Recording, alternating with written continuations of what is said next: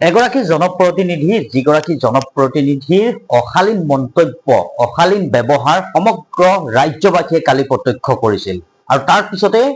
সমগ্ৰ অসমতে প্ৰতিক্ৰিয়া সৃষ্টি হৈছে দল সংগঠন ব্যক্তি বিশেষে প্ৰতিক্ৰিয়া ব্যক্ত কৰিছিল ND24 মুখ্য সম্পাদক ৰাজদীপ বাইলুং বৰুৱাৰ জনপ্ৰিয় এটা অনুষ্ঠান যি অনুষ্ঠানত অংশগ্ৰহণ কৰি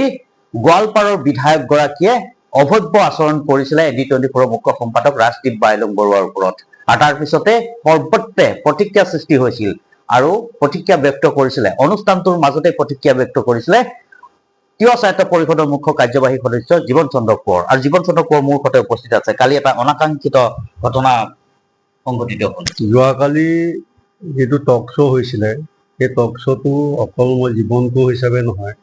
সমগ্ৰ অসমবাসী তথা ভাৰতবৰ্ষৰ বিভিন্ন বৌদ্ধিক মহল বিভিন্ন মানে যুৱক যুৱতী এইটো প্ৰত্যক্ষ কৰিছে ই অতিকৈ দুৰ্ভাগ্যজনক এজন জনপ্ৰতিনিধিয়ে টক শ্ব'ত মানে জড়িত হৈ ৰাজদীপ বাইলুং ডাঙৰীয়াৰ যি টক শ্ব' সেই টক শ্ব'টো সহযোগিতা কৰি তেখেতে যি অভব্য আচৰণ কৰিছে ই আমাৰ খিলঞ্জীয়া লোকসকলৰ কাৰণে অতিকৈ দুৰ্ভাগ্যজনক কথা আৰু সেই কথাখিনি টক শ্ব'ত মই যোৱাৰ লগে লগে টক শ্ব'ত মই গম পোৱাৰ লগে লগে মোৰ ফেচবুক পোষ্টতো মই সেইখিনি বিৰোধিতা কৰিবলৈ মই উত্থাপন কৰিছোঁ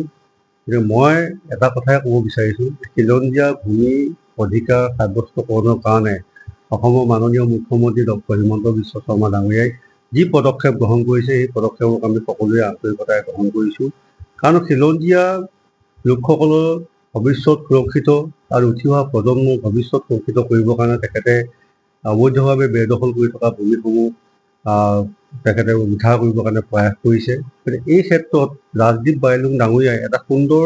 টক শ্ব' আয়োজন কৰিছিলে সেই টক শ্ব'টোত আমি প্ৰত্যক্ষ কৰিলোঁ সেই টক শ্ব'টোত একে ৰচিদ আলম ডাঙৰীয়াই এজন বিধায়ক হিচাপে যিটো শালীনতাবোধ সেই শালীনতাবোধটো ৰক্ষা কৰিব পৰা নাই ৰাজদীপ বাইলুং ডাঙৰীয়াই বাৰে বাৰে তেখেতক ৰিকুৱেষ্ট কৰি আছে আপুনি মনে মনে থাকক আপুনি বহক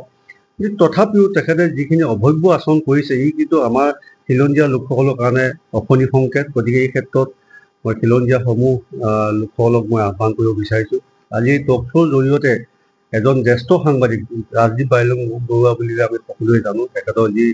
মানে ব্যক্তিত্ব সম্পন্ন যুক্তিপূৰ্ণ যিখিনি কথাই সমগ্ৰ অসমবাসীক ইতিমধ্যে তেখেতে যথেষ্ট মানে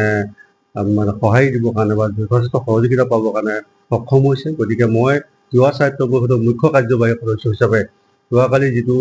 অনাকাংক্ষিত ঘটনা সংঘটিত হৈ গ'ল যিটো টক শ্ব'ৰ জৰিয়তে একে ৰচিদ আলম ডাঙৰীয়াই ৰাজদীপ বাইলুং ডাঙৰীয়াক যি অপদস্থ কৰা যিটো মানসিকতা তেখেতৰ প্ৰৱণতা সেইটো পৰিস্ফুটভাৱে প্ৰকাশ পাইছে গতিকে তিৱা সাহিত্য পৰিষদৰ মুখ্য কাৰ্যবাহী সদস্য হিচাপে এই ক্ষেত্ৰত মই সম্পূৰ্ণভাৱে এই বিষয়টোৰ ক্ষেত্ৰত একে ৰচিদ আলম ডাঙৰীয়াক মই সম্পূৰ্ণভাৱে গৰিহণা দিছোঁ এই আছিলে তিৱা মুখ্য কাৰ্যবাহী সদস্য জীবন কোঁৱৰৰ মন্তব্য গতিকে এতিয়াও সমগ্ৰ ৰাজ্যতে প্ৰতিক্ৰিয়া অব্যাহত আছে বিভিন্নজনে ক্ষমা খোজাৰ দাবী তুলিছে গতিকে মই পৰৱৰ্তী সময়ত পুনৰ বিভিন্ন দল সংগঠনৰ প্ৰতিক্ৰিয়া ল'বলৈ চেষ্টা কৰিম